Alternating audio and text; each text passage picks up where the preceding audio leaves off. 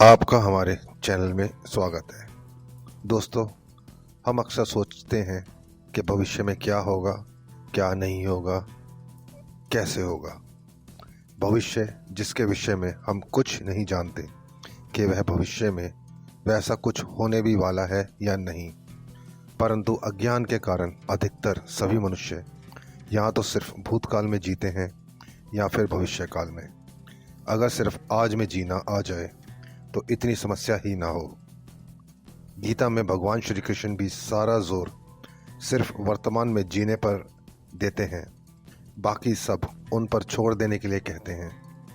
अधिकतर सभी संतों ने बस इसी बात को अलग अलग तरीके से समझाने की कोशिश की है कि हम वर्तमान में कैसे जी सकते हैं, परंतु हम जैसे मनुष्य की यही विडंबना है कि हम अपने आप को आत्मा रूप में स्थित ना करके शरीर के साथ इतना अधिक जुड़े रहते हैं कि हमें सिर्फ यही लगता है कि जो हो रहा है वह मेरे साथ हो रहा है, मेरे कारण हो रहा है और मैं ही सब संभाल लूँगा, इत्यादि इत्यादि। इसी में मेरा और मुझे के चक्कर में हम अपना पूरा जीवन गुजार देते हैं, परंतु खुलकर जीवन नहीं जी पाते। वैसा जीवन नहीं जी पाते जैसा जीवन जीने के लिए हमें कहा गया। हम सिर्फ जाने अनजाने इसी परिप्रेक्ष्य में समाज में देखकर सीखकर यही सोचते हैं कि बाहर से हमें कब सुख मिलेगा, कैसे मिलेगा, जिससे शांति मिल जाए। और यह गलत भी नहीं है, क्योंकि मनुष्य की खोज सिर्फ सुख की है, ऐसा सुख जिसके पश्चात दुख ना आए। परंतु जैसा मैंने कहा कि हमारा भौतिक परिवेश ऐसा ही मिला है जिसने हमें अधिकतर सब लोग ऐसे ही देखने और बात करने वाले मिलते हैं, जो हमें पल पल यह एहसास कराते हैं कि भौतिक जगत में यह मिल जाए या वह मिल जाए, यह परिस्थिति आ जाए या वह परिस्थिति गुजर जाए तो मेरे साथ सब अच्छा होगा। तो देखा जाए तो हमारी कोई गलती भी नहीं, क्योंकि हमारे अंदर ऐसे ही संस्कार और व्यवहार डाले गए हैं, परंतु यह भी हमारे अपने ही प्रारब्ध के कारण हमें ऐसा जीवन, ऐसा परिवार, ऐसे संस्कार इस जन्म में प्राप्त हो रहे हैं। इसलिए किसी और की गलती भी नहीं कह सकते। परंतु देखा जाए तो एक के बाद एक दुख आते ही रहते हैं, और जैसा हम सोचते हैं कि हम परेशान हैं, परंतु दूसरा इंसान इतना परेशान नहीं है, तो हम उस जैसा बनने या पाने की सोचते हैं, परंतु अंदर से वही इंसान सुखी है जिसके साथ परिस्थितियां ऐसी निर्मित हो जाती हैं कि उसे अनुकूलता मिलती है। अन्यथा इंसान के हाथ में यथासंभव प्रयास करने के अलावा और कुछ भी नहीं है। जो हमारे सामने आ रहा है वह हमारे पुराने ही कर्मों के कारण सामने आ रहा है। पिछले कर्मों के कारण कोई इंसान गलत करता है, फिर भी उसे सफलता मिलती है, और कोई इंसान बार बार अच्छा ही करता है, फिर भी उसे बहुत ही कष्ट सहने पड़ते हैं। तो अगर इसी अवधारणा पर भी अगर हम चलें तो भी यही समझ में आता है कि आज हम अपनी विकट परिस्थितियों के बावजूद जितना अधिक अच्छे से अच्छा रहने की कोशिश करें और जितने अधिक से अधिक अच्छे कर्म करें, तो आने वाले भविष्य हमारा भी कहीं ना कहीं अच्छा हो जाएगा।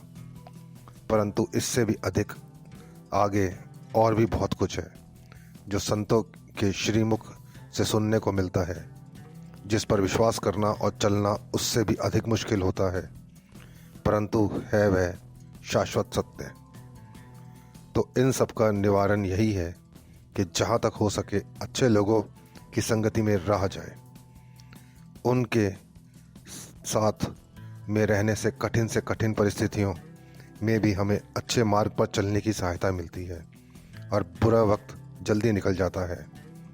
अन्यथा सोचिए, जिनको ऐसा सानिध्य भी प्राप्त नहीं होता, वह सिर्फ गलत कामों में अपने आप को झोंक कर अपने मन को तसल्ली देने का प्रयास करते हैं।